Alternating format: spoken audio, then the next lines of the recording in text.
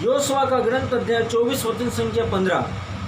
नबी Yoshua का ग्रंथ अध्याय 24 वचन संख्या 15 में प्रभु का वचन कहता है, यदि तुम ईश्वर की उपासना नहीं करना चाहते तो आज ही तय कर लो कि तुम किसकी उपासना करना चाहते हो। उन देवताओं की जिनकी उपासना तुम्हारे पूर्वज नदी के उस पार करते थे, अथवा अमोरियों के देवताओं की जिनके देश में तुम रहते थे। मैं और मेरा परिवार हम प्रभु की उपासना करेंगे। योशुआ ने कहा, मैं और मेरा परिवार प्रभु की उपासना करना चाहते हैं। परमेश्वर सर्वशक्तिमान ईश्वर के सामने योशुआ ने सारी इजरायली प्रजा के सामने इस बात की घोषणा की कि तुम आज ही तय कर लो। तुम में से हर एक व्यक्ति प्रभु का वचन के अनुसार, परमेश्वर का इच्छा के अनुसार इस बात को जान ले, इस बात को समझ ले, इस बात के अंदर विश्वास कर ले, इस बात को अपना हृदय के अंदर, अपने हृदय के पटल पर इस बात को अंकित कर ले। वचन के द्वारा योशुआ नबी कहता है कि तुम आज तय कर लो तुम किसकी आराधना करना चाहते हो। मेरे प्रियो, परमेश्वर सर्वशक्तिमान ईश्वर चाहता है कि हम सर्वशक्तिमान ईश्वर जीवंत परमेश्वर की आराधना करें, क्योंकि सर्वशक्तिमान का वचन निर्गमन ग्रंथ अध्याय 20 वचन संख्या 1 में प्रभु का वचन कहता है कि हे इस्राएल, सुन, तू अपने प्रभु ईश्वर को अपने सारे दिल, अपने सारे मन, अपनी सारी आत्मा, अपनी सारी बुद्धि और अपनी सारी शक्ति से प्यार कर और केवल उसी की आराधना कर। और योशुआ नबी हमको यही कह रहा है कि तुम आज तय कर लो कि तुम किसकी आराधना करना चाहते हो। उन देवताओं की जिनकी उपासना तुम्हारे पूर्वज नदी के उस पार किया करते थे, या अमोरियों के उन देवताओं की। प्रभु का वचन में नबी कहता है कि मैं और मेरा परिवार परमेश्वर की ही उपासना करना चाहते थे।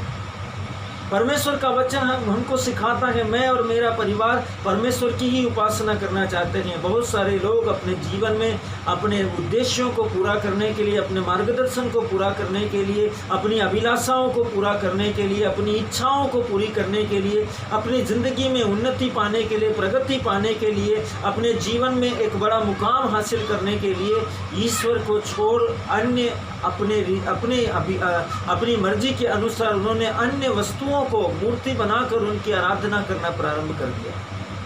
स्वभाव के द्वारा, व्यवहार के द्वारा, चरित्र के द्वारा परमेश्वर का वचन स्पष्ट तरीके से कहता है हम में से हर एक व्यक्ति को कि पाप हमारे स्वभाव में, आत्मा में अनंत काल तक के लिए अमरता में कन्वर्ट होता है।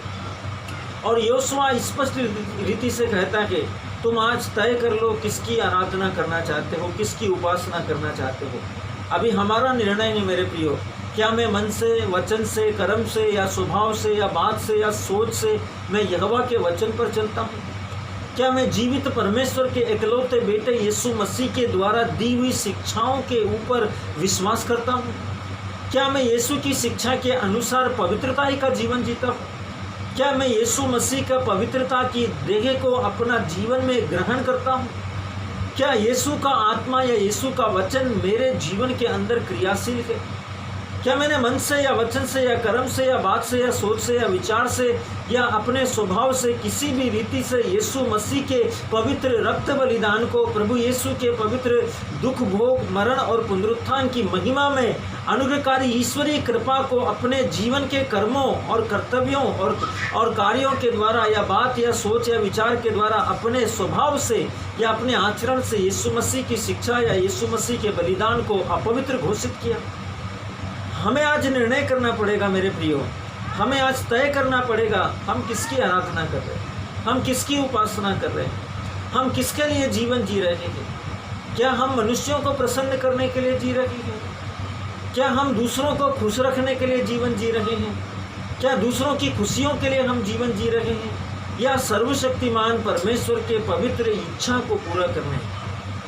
यह हमारे जीवन को आज हमको मूल्यांकन करना है, अपने जीवन को आज हमको जांचना है, परखना है, अपने जीवन को, अपने अंदर, अपने अंतस को झाँक कर अपने जीवन को, अपने आत्मा को परमेश्वर के सामने प्रकट करना है।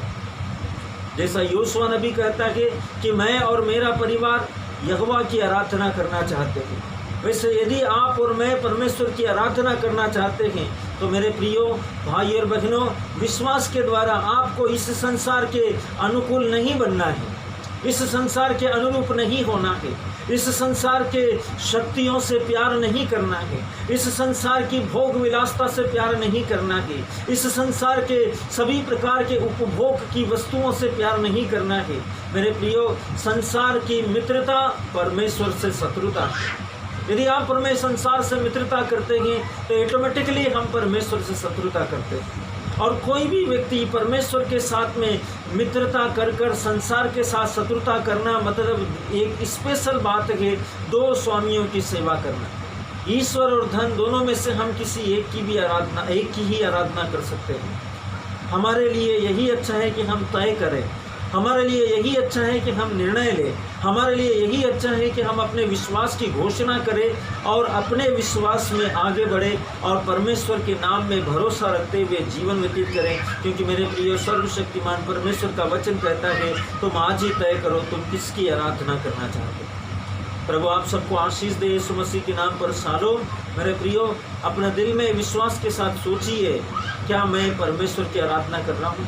क्या मेरे कामों के द्वारा, मेरे वचनों के द्वारा, मेरे जीवन के द्वारा, मेरे स्वभाव के द्वारा, या मेरे परिवार के द्वारा, या मेरे रहन सहन के द्वारा मैं सर्वशक्तिमान ईश्वर की उपासना कर रहा हूँ या नहीं कर रहा हूँ? प्रभु आप सबको आशीष दे यीशु मसीह के नाम में।